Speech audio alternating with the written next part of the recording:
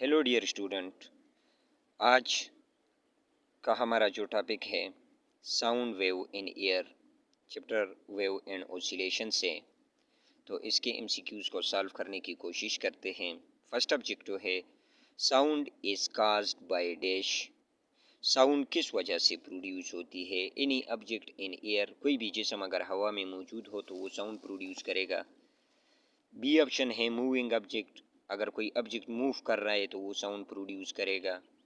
सी vibrating object, कोई भी vibrating object जो है वो हमारे पास साउंड प्रोड्यूस कर सकता है। या एक्सपेंडिंग ऑब्जेक्ट, किसी ऑब्जेक्ट का फैल जाना, वसी हो जाना एक जगह से दूसरी जगह, या उसके लेंथ, वेथ और हाइट में चेंज आना, इस वजह से साउंड काज होगा। तो ऑब्जेक्टों का करेक्ट ऑप्शन जो है वो है वाइब्रेटिंग ऑब्जेक्ट, क्योंकि हमें पता है जब भी कोई ऑब्जेक्ट वाइब्रेट करेगा तो वो साउंड प्रोड्यूस करेगा। नेक्स्ट ऑब्जेक्टिव है which of the following is the form of energy is sound. Sound हमारे पास एनर्जी की कौन सी किस्म है? इलेक्ट्रिकल, न्यूक्लियर, थर्मल और मैकेनिकल।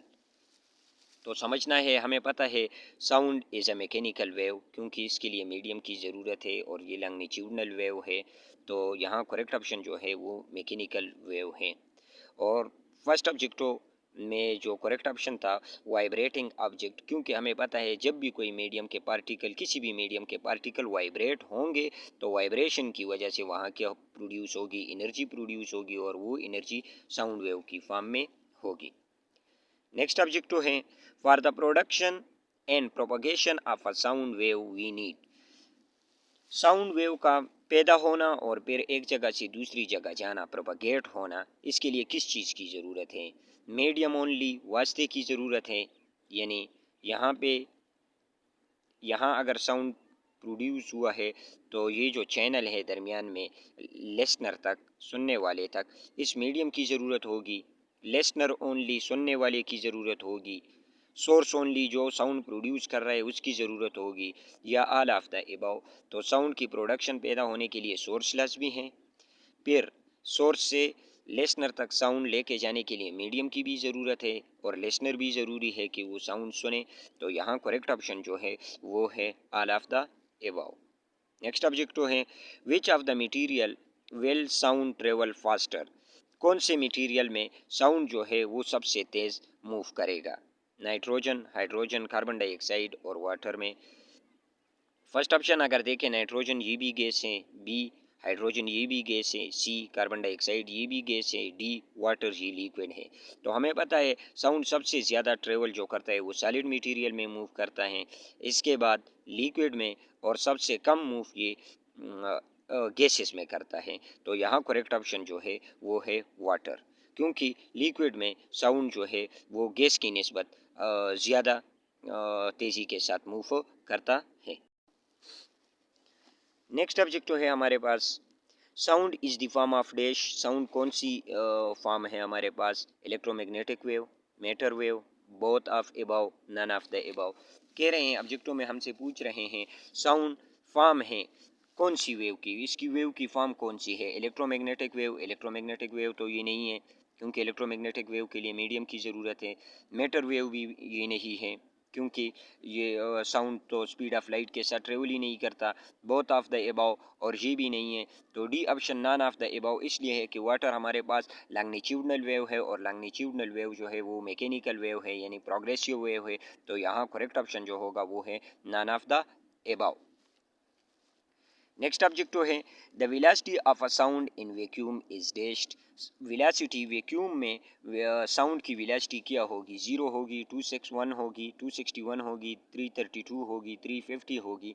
तो हमें पता है कि साउंड जो है वो वैक्यूम में ट्रेवल ही नहीं कर सकता, तो लिहाजा साउंड की वेलोसिटी वैक्यूम में हमारे पास 0 की इक्वल होगी। नेक्स्ट ऑब्जेक्टिव है which of the phenomena make it possible for a player to hear the sound from the referee's vessel in an open field even when they standing behind the referee। Question है कि यहाँ referee जो है वो यहाँ vessel के ज़रिए sound produce कर रहा है, और ये साउंड सुनने वाला जो प्लेयर है, ये आ गया रेफरी आर और ये आ गया प्लेयर। तो ये प्लेयर जो है ये रेफरीज के बिहाइंड पोजीशन पे हैं। तो इस तक पहुंचने वाला साउंड किस प्रोसेस के ज़रिए होगा? जो आवाज़ रेफरीज के वेसल से प्रोड्यूस हुई है, मीडियम से पास होके प्लेयर तक पहुंचेगी, प्लेयर तक पहुंचेगी, तो ये किस प्रोसेस से होगा? रिफ्रैक्शन, तो हमें पता है रिफ्रैक्शन में तो ये होता है कि एक मीडियम से दूसरे मीडियम में बंदे को साउंड को, एनर्जी को मूव करना पड़ता है। रिफ्लेक्शन तो ये है कि लाइट का किसी दूसरे मटेरियल से टकरा के वापस आना, वेव्स का रिफ्लेक्ट होना, किसी भी मीडियम से, किसी भी मटेरियल से लाइट का बाउंस बैक होना, ये रिफ्लेक्शन है। डॉपलर इफेक्ट है, डायफ्रैक्शन है। तो डायफ्रैक्शन तो हम लाइट डायफ्रैक्शन के बारे में पढ़ते हैं कि किसी भी थिन कॉर्नर से जब लाइट को हम पास करते हैं तो वो डाइफ्रेक्ट होते हैं। तो रिफ्लेक्शन रिफ्लेक्शन के ज़रिए अगर यहाँ कोई और मटेरियल मौजूद है, साउंड यहाँ से रिफ्लेक्ट होके भी आ सकता है इधर।